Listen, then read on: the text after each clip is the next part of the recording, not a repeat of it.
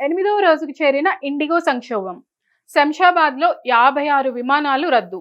దేశవ్యాప్తంగా IndiGo airlines సంక్షోభం కొనసాగుతూనే ఉంది.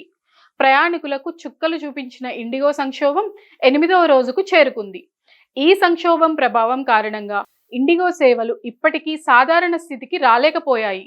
ముఖ్యంగా హైదరాబాద్లోని శంషాబాద్ ఎయిర్పోర్టు నుండి వివిధ రాష్ట్రాలకు వెళ్లాల్సిన 14 ఇండిగో విమానాలు రద్దు కాగా, వివిధ రాష్ట్రాల నుంచి శంషాబాద్కు రావాల్సిన 44 ఇండిగో విమానాలు నిలిచిపోయాయి. ఇలా మొత్తం 56 విమానాలను రద్దు చేసినట్టు ఇండిగో ఎయిర్లైన్స్ ప్రకటించింది.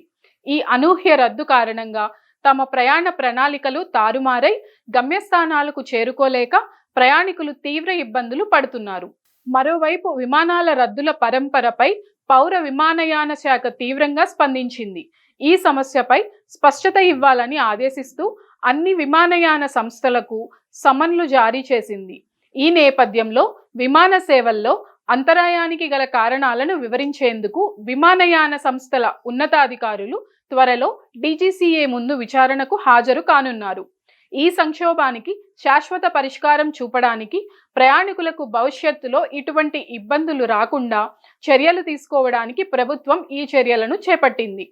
ఇదిలా ఉంటే డిసెంబర్ 10 నాటికి ఇండిగో పూర్తి స్థాయి సేవలు అందుబాటులోకి వస్తాయని, సమస్య పూర్తిగా సర్దుమణుగుతుందని, ఈ మేరకు తగిన చర్యలు తీసుకుంటున్నామని ఇండిగో ప్రకటించిన విషయం తెలిసిందే.